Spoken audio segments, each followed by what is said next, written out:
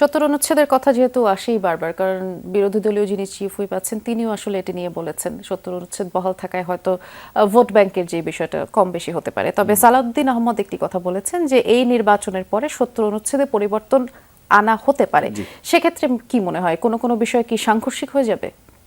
না, সাংঘর্ষিক না। সব দল যদি একসঙ্গে বসে একমত হয়ে যদি ওনারা যেটা সংবিধান সংশোধন কাউন্সিল একটা বা কিছু একটা করবেন, কমিটি করেছেন সম্ভবত, ওটাতে যদি সব দল একসঙ্গে মিলে বসে একটা সিদ্ধান্তে আসে যে ৭০ অনুচ্ছেদের এই বিষয়গুলোতে আমরা পরিবর্তন আনতে চাই বা এই জায়গায় পার্লামেন্ট মেম্বাররা দলের সিদ্ধান্তের বাইরে গিয়ে ভোট দিতে পারবে, আমার মনে হয় না সাংঘর্ষিক হবে।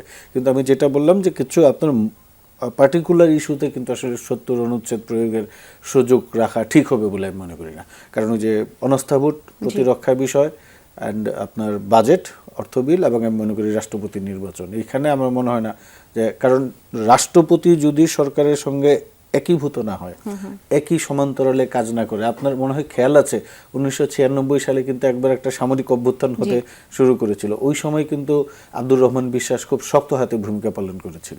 তো ওই সময় আব্দুর রহমান বিশ্বাস যদি অন্যদিকে যেতেন তাহলে কিন্তু আমরা আরেকটা সামরিক সরকার পেয়ে যেতাম।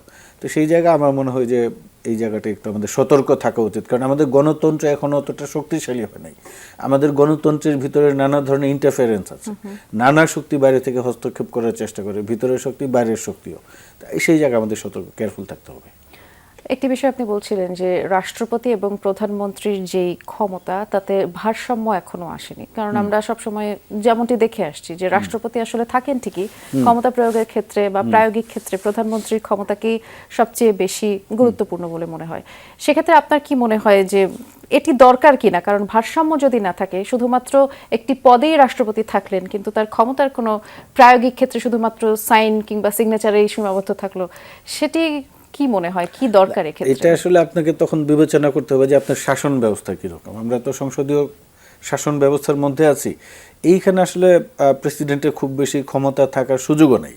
আপনি ব্রিটেনে দেখেন রানী আছেন, উনি কিন্তু একটা অলংকারিক পদ, বা জার্মানিতে দেখবেন একজন প্রেসিডেন্ট আছেন, তার নাম জানেন না সম্ভবত, কারণ উনি আসলে খুব বেশি বাইরে আসেন না, কার্যকলাপে আসেন না।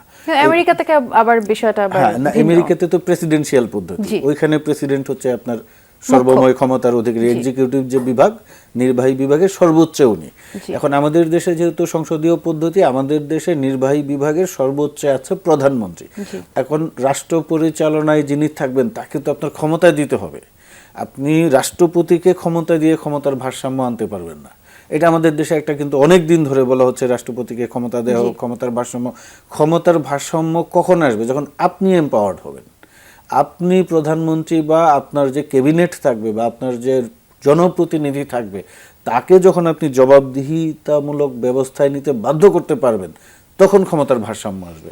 এখন রাষ্ট্রপতিকে যদি আপনি ক্ষমতা দেন, ওনাদের মধ্যেই তো ক্ষমতা ভাগাভাগি হচ্ছে। আপনি বাইরে থেকে বিবেচনা করেন, ধরুন আপনি বাইরে থেকে একটা বক্সকে দেখছেন, তো বক্সের ভিতরে যদি আমরা সরকারটাকে যদি বক্স হিসাবে বিবেচনা করি, ওই বক্সের ভিতরে যারা আছে একজনের হাত থেকে আরেকজনের হাতে ক্ষমতা যাচ্ছে, আপনার হাতে তো ক্ষমতা আসতেছে না।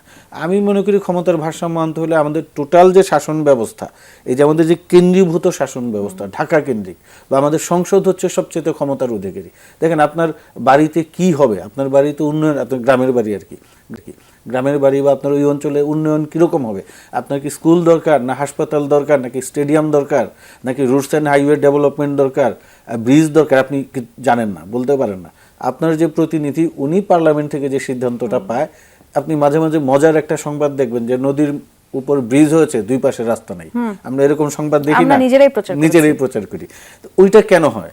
কারণ গ্রামের লোকজন ওই রাস্তাটি আদৌ চেয়েছেন কিনা, বা ওইদিকে আগে কানেক্টিং ব্রিজটা আসলে দরকার কিনা, হ্যাঁ।